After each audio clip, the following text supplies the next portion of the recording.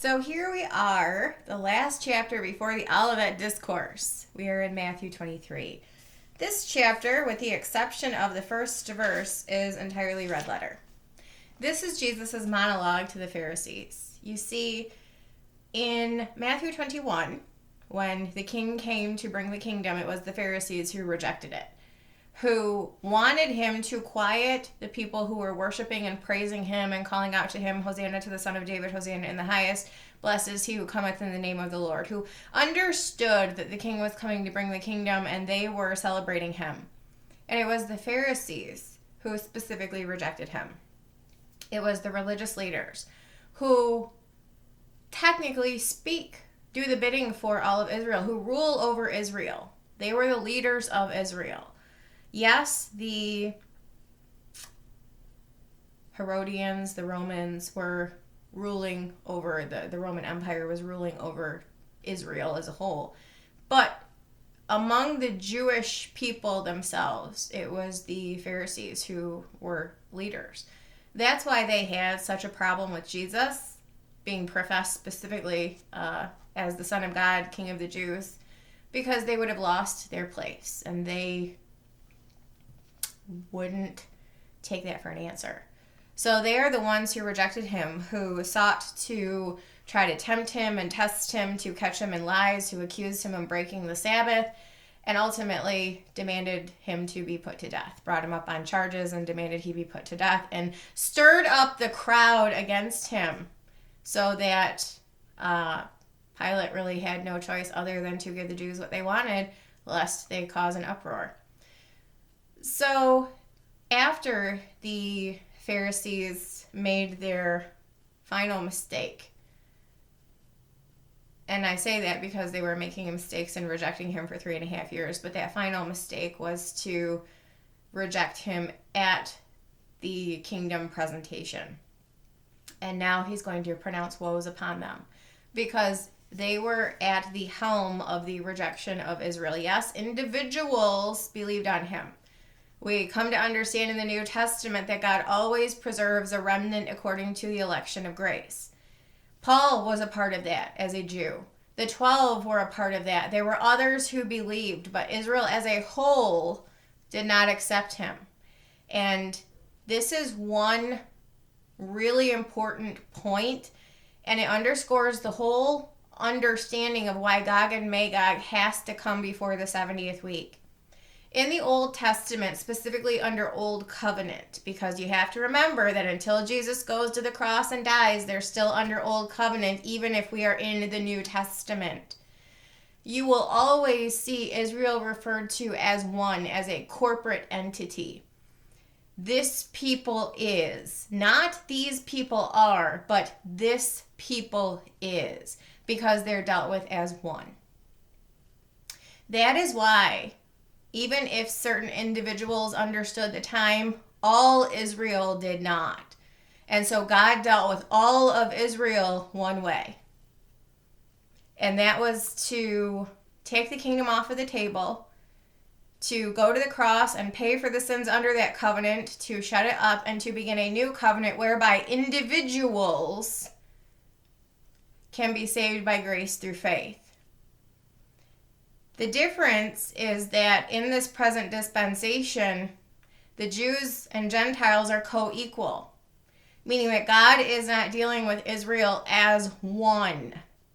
They are individual people responsible for making an individual choice to believe in Christ, or if they don't, then they are set for another issue. But that is the whole reason why Gog and Magog has to come just before the 70th week, because it is the event which moves from individuals being saved by grace through faith to all Israel being a corporate entity again, to do something as one, confirm the covenant with many for 1 week, to go into the 70th week as one, to be dealt with in the 70th week as one, and a remnant as one to come to saving faith. This is like the whole background of why it was important for Israel to do something collectively. And they didn't, and as a result, there was a collective action taken against them. which is the events of 70 AD, that they would lose, which he's actually going to prophesy in this chapter, Matthew 23, but he prophesied in Luke 19 at the end of Luke's account of the triumphal entry. And that, I understand that there is going to be like massive, no, that's what Luke 21 is about.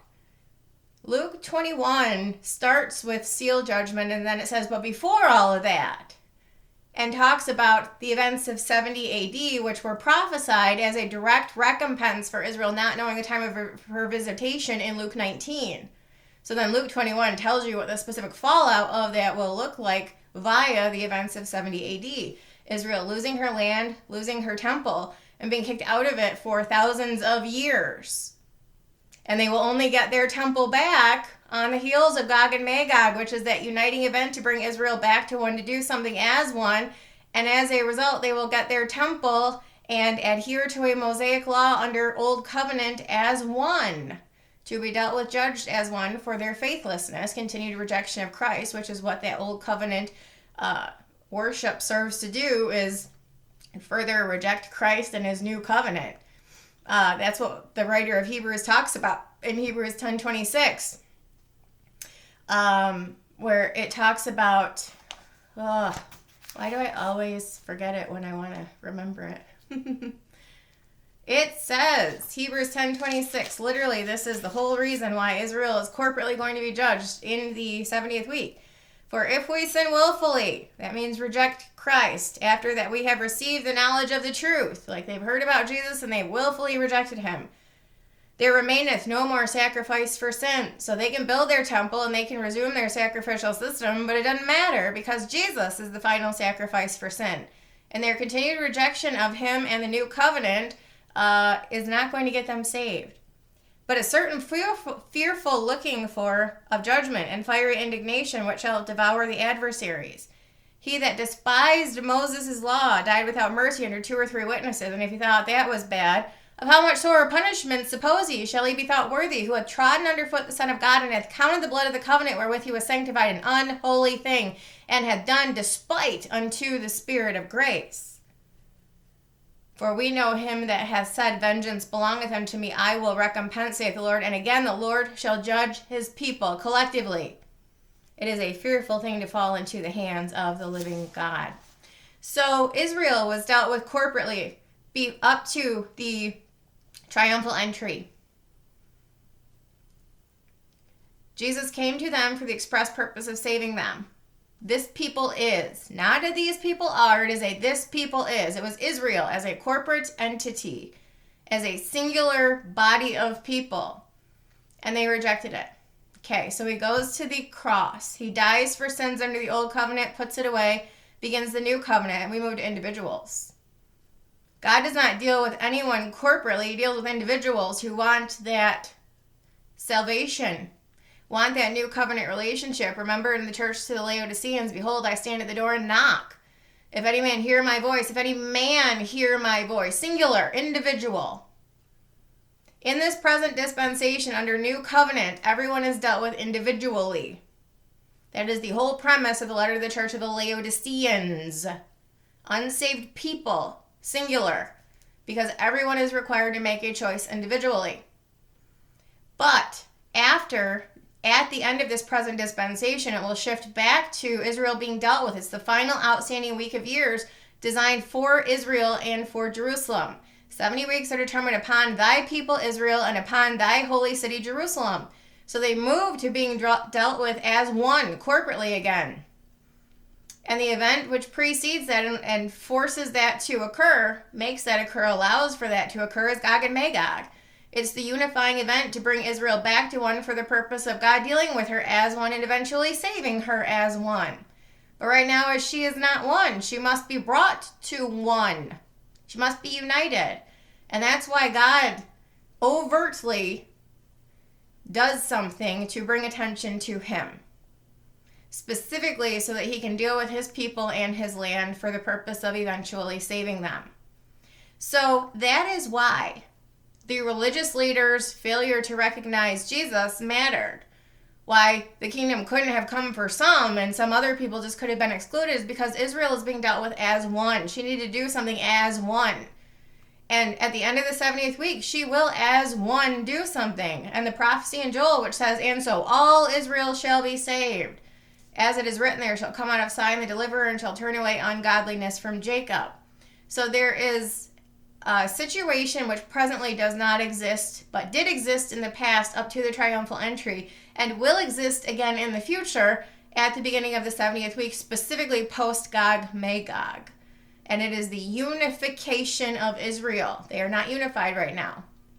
They will be again when God gets ready to deal with them as one.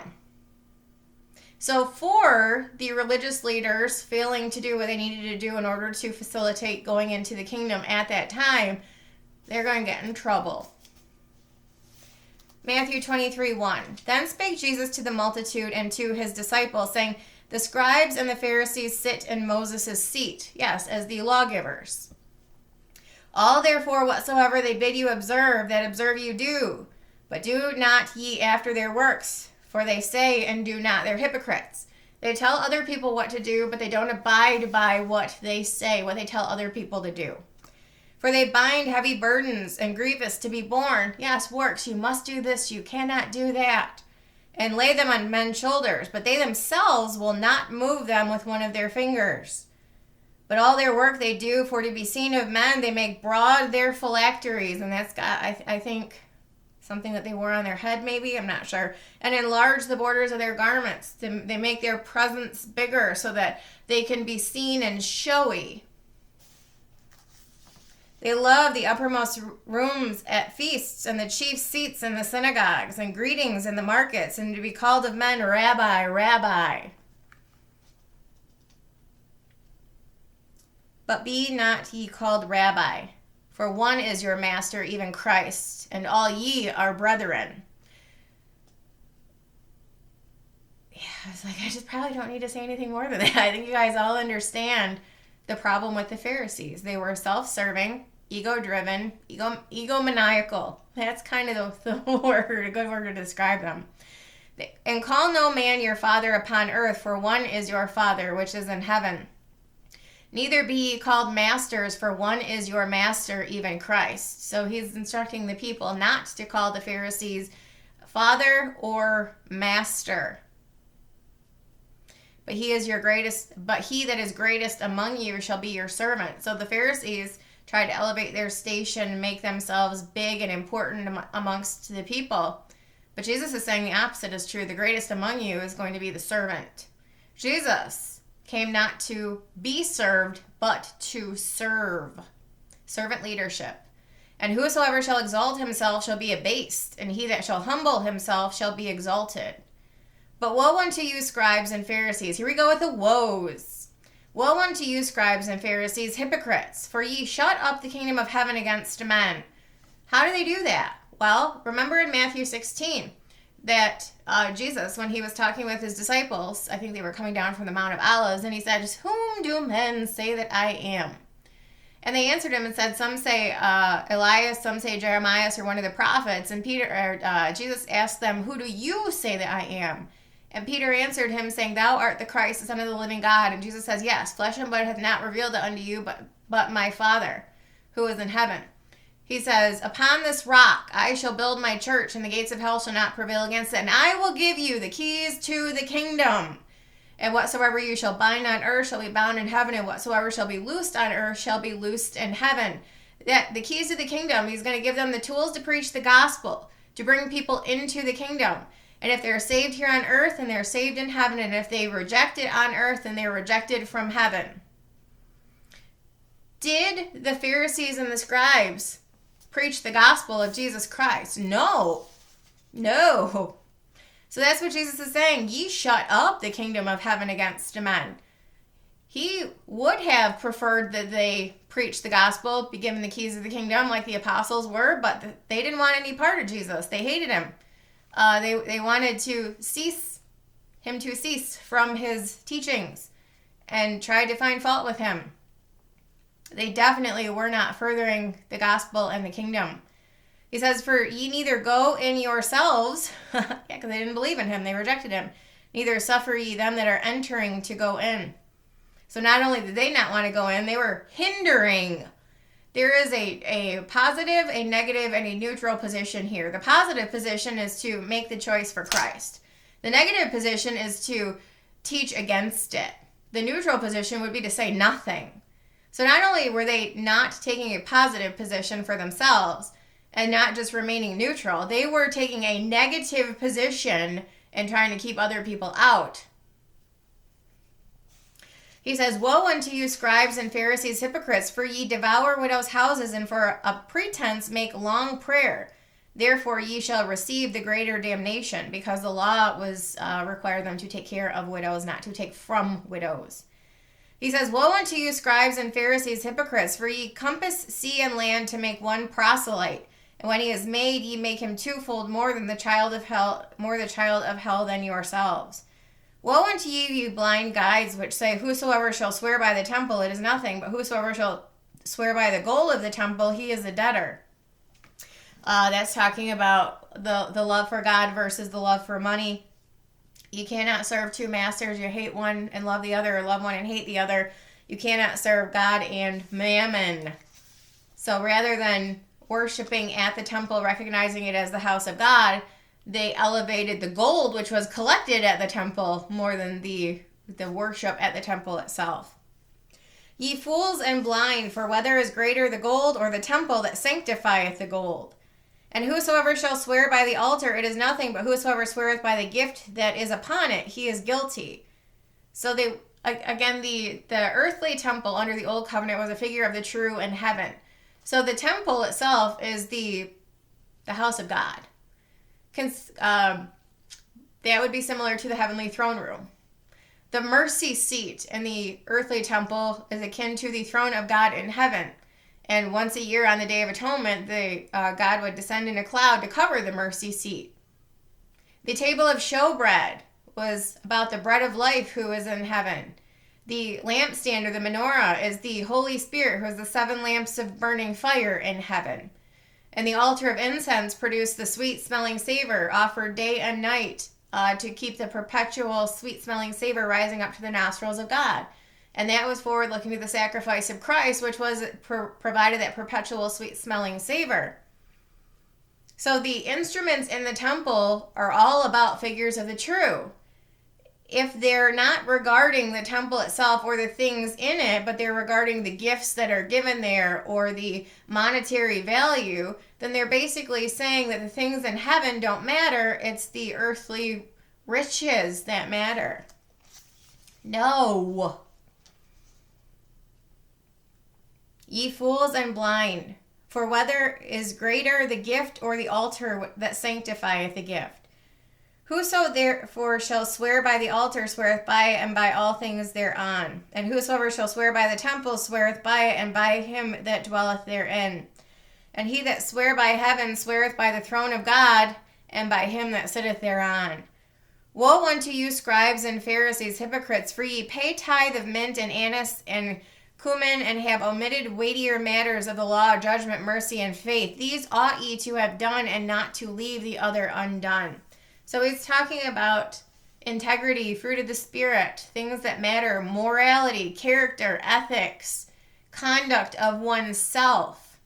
Those are the things that they should consider important, but they're weighing out spices to make sure that people are paying the right amounts and things like that. Their focus is entirely on the wrong thing. They don't have astute, upstanding moral characters, and they're not full of integrity. They're just out for themselves, how they can be observed and seen of men, how they can be given esteem, and what they can get out of it as far as gold and things of value. "Ye blind guides, which strain at a gnat and swallow a camel. Woe unto you, scribes and Pharisees, hypocrites, for ye make clean the outside of the cup and of the platter, but within they are full of extortion and excess." This is like their insides are dirty, but their outsides are clean, so that the other people can think they're great. But where does God look? He looks at the insides. That's why we get the Holy Spirit to change us from the inside out. The law was all about outer, exterior. Anybody can do a right thing, but that does not mean they are a right person. You have to be a right person first. For by grace are you saved through faith. It changes you. You get your new man, which is patterned after God's own righteousness and true holiness. You work from the inside out, not from the outside in. They were concerned with outside, not inside. Thou blind Pharisee, cleanse first that which is within the cup and platter, that the outside of them may be clean also. You work from the inside out. Woe unto you, scribes and Pharisees, hypocrites, for ye are like unto whited sepulchres, which indeed appear beautiful outward, but are within full of dead men's bones and of all uncleanness. Even so ye are also outwardly appear righteous unto men, but within ye are full of hypocrisy and iniquity. Woe unto you, scribes and Pharisees, hypocrites, because ye build the tombs of the prophets and garnish the sepulchres of the righteous, and say, if we had been in those days of our fathers, we would not have been partakers with them in the blood of the prophets. Oh, yes, you would have been. Wherefore ye be witnesses unto yourself that ye are the children of them which killed the prophets. Fill ye up then the measure of your fathers, ye serpents, ye generation of vipers. How can ye escape the damnation of hell? Wherefore, behold, I send unto you prophets and wise men and scribes, and some of them ye shall kill and crucify, and some of them shall ye scourge in your synagogues and persecute them from city to city, that upon you may come all the righteous blood shed upon the earth, from the blood of the righteous Abel unto the blood of Zechariah son of Barachias, whom ye slew between the temple and the altar. Verily I say unto you, all these things shall come upon this generation. O Jerusalem, Jerusalem, thou that killest the prophets and stonest them which are sent unto thee. How often I would have gathered her children together, even as a hen gathereth her chickens under her wings, and ye would not. Behold, your house will be left unto you desolate. For I shall say unto you, ye shall not see me henceforth, until ye shall say, blessed is he that cometh in the name of the Lord. Yes, behold, your house shall be left unto you desolate. This is specifically what Luke says in his account after the triumphal entry, saying to the religious leaders, if thou hadst known, even thou at least in this thy day, the things which belong unto thy peace, but now ye ain't getting peace. Now they are hid from thine eyes. For the day shall come upon thee that thine enemy shall cast a trench about thee, shall compass thee round and keep thee on every side, and shall lay thee even with the ground, and thy children within thee, and they shall not leave in thee one stone upon another. Behold, your house shall be left unto you desolate. Why? Because thou knewest not the time of thy visitation. This is the importance of realizing why some people recognizing that Jesus was the king coming to bring the kingdom was not sufficient for Jesus to bring the kingdom, because Israel needed to, as one, do something, and she didn't. So Jesus, 4 days later, is going to end that dispensation and begin a new one, which also begins a different covenant, a new covenant. And it moves from dealing with people collectively to dealing with people individually. And under new covenant, at the end of this present dispensation, he's going to move back from dealing with individuals to the collective Israel, which is composed of individuals, yes. Don't mistake me in saying that salvation is not an individual choice. But Israel will move back into a position where they all do one as one. So if one person is doing something, they're all doing something, just like in the Old Testament historical times. So that is the nature of God dealing with Israel collectively until the new covenant, and then people are dealt with individually, Jews and Gentiles alike. And then it moves back to dealing with Israel collectively. And again, that is the whole purpose of Gog and Magog, is to unify Israel in a way that she is not currently unified. People are talking about the 70th week and when it's going to start, whether it'll be this year. Gog and Magog, folks. If you really want to sign Gog and Magog, read Ezekiel 38 and 39, know the people groups, and that is going to be your sign, is sometime around March or April of whichever year you are going to see that coming up, starting, gathering something north of Israel for the purpose of fulfilling that prophecy.